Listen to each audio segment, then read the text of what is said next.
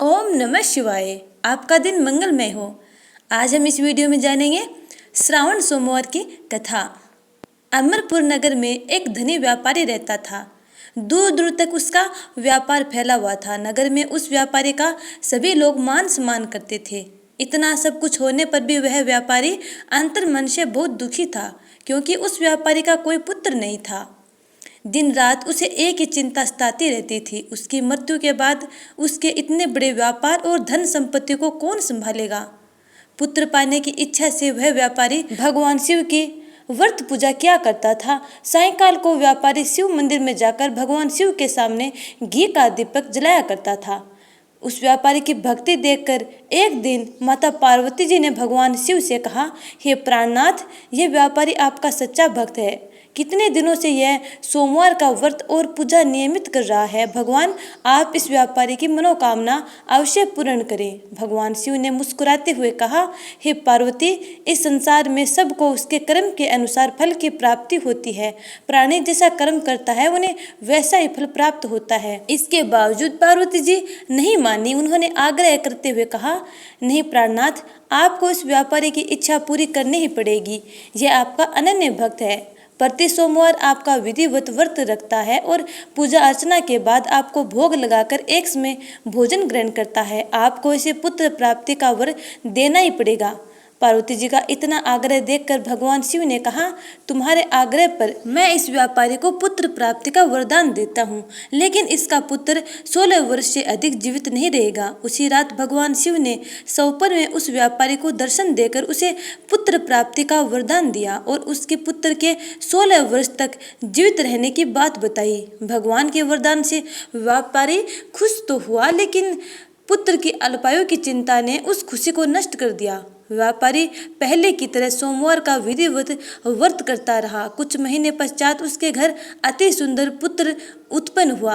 पुत्र जन्म से व्यापारी के घर में खुशियां भर गई। बहुत धूमधाम से पुत्र जन्म का समारोह मनाया गया। व्यापारी को पुत्र जन्म की अधिक खुशी नहीं हुई, क्योंकि उसे पुत्र की अल्प आयु के रहस्य का पता था।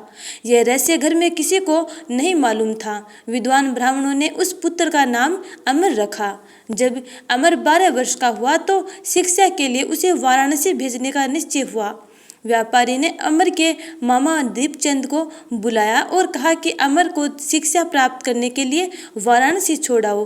अमर अपने मामा के साथ शिक्षा प्राप्त करने के लिए चल दिया। रास्ते में जहाँ भी अमर और दीपचंद रात्रि विश्राम के लिए ठहरते, वहीं यज्ञ करते और ब्राह्मणों को भोजन कराते थे। लंबी यात्रा के बाद अमर और दीपचंद एक नगर में पहुंचे। उस नगर के राजा की कन्या के विवाह की खुशी में पूरे नगर को सजाया गया था। निश्चित समय पर बारात आ गई, लेकिन वर का पिता अपने बेटे के एक आंख से काने होने के कारण बहुत चिंतित था। उसे इस बात का भय सता रहा था कि राजा को इस बात का पता चलने पर कहीं वह विवाह से इनकार न कर दे, इससे उसकी बदनामगी होगी। वर के पिता ने अमर को देखा तो उसके मस्तिष्क में एक विचार आया। उसने सोचा, क्यों न इस लड़के को दूल्हा बनाकर राजकुमारी से विवाह करा दूं। विवाह के बाद इसको धन देकर विदा कर दूंगा और राजकुमारी को अपने घर ले जाऊंगा। वर के पिता ने इसी संबंध में अमर और दीपचंद से बात की। दीपचंद ने धन मिलने के लालच में वर के पिता की बात स्वीकार कर ली। अमर को दूल्हे के वस्त्र पहनाकर राजकुमारी चंद्रिका से विवाह करा दिया गया। राजा ने बहुत सा धन देकर राजकुमारी को विदा किया। अमर जब लौट रहा था तो सच नहीं छिपा सका और उसने राजकुमारी की ओढ़नी पर लिख दिया, राजकुमारी चंद्रिका, तुम्हारा विवाह तो मेरे साथ हुआ है। मैं तो वाराणसी में शिक्षा प्राप्त करने जा रहा हूँ।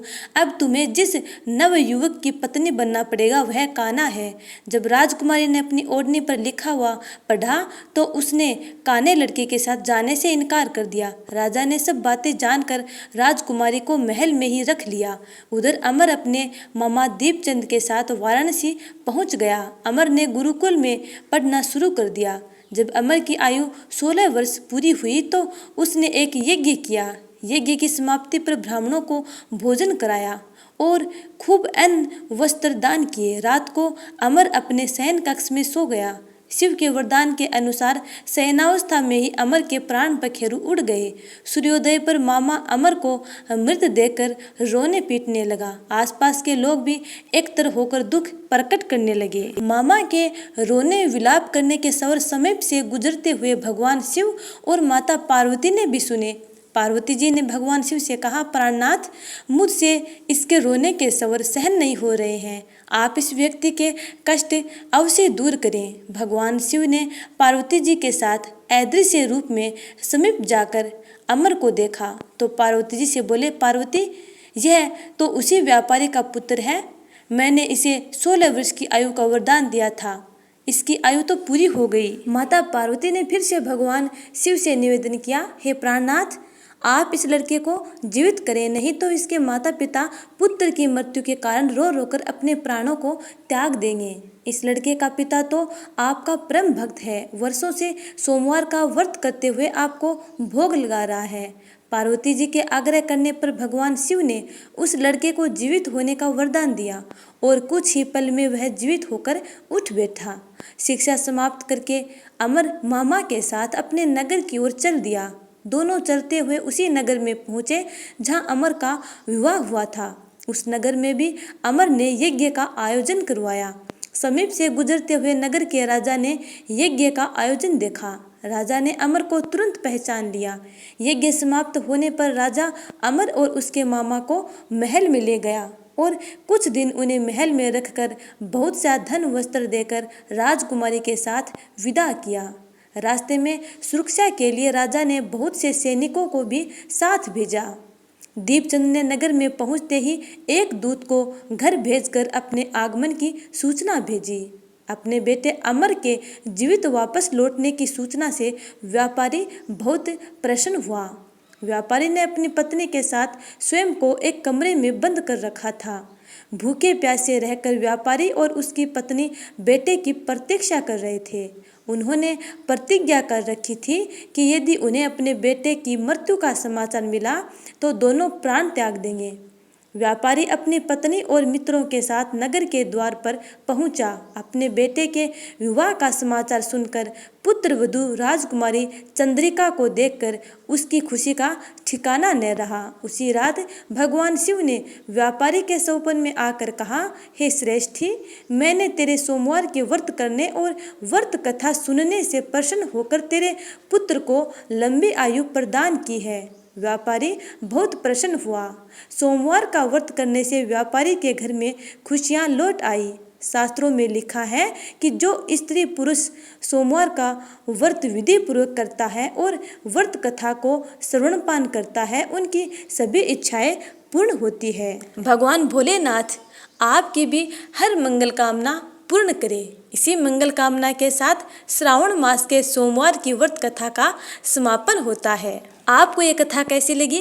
यदि आपको ये कथाएं अच्छी लग रही हैं तो मेरे इस चैनल को आप सब्सक्राइब कर बेल आइकन को जरूर दबा लीजिएगा, क्योंकि मैं इसी प्रकार की व्रत कथाएं और महात्म्य कथाएं अपलोड करती रहती हूँ। यदि आप सभी महीनों का महात्म्य और सभी पर्व व्रतों की कथाएं सुनना चाहते हैं तो मेरे इस चैनल को सब्सक्राइब कर बेल आइकन को जरूर दबा लीजिएगा, ताकि आने वाली वीडियो का नोटिफिकेशन आप तक टाइम पर पहुँच जाए।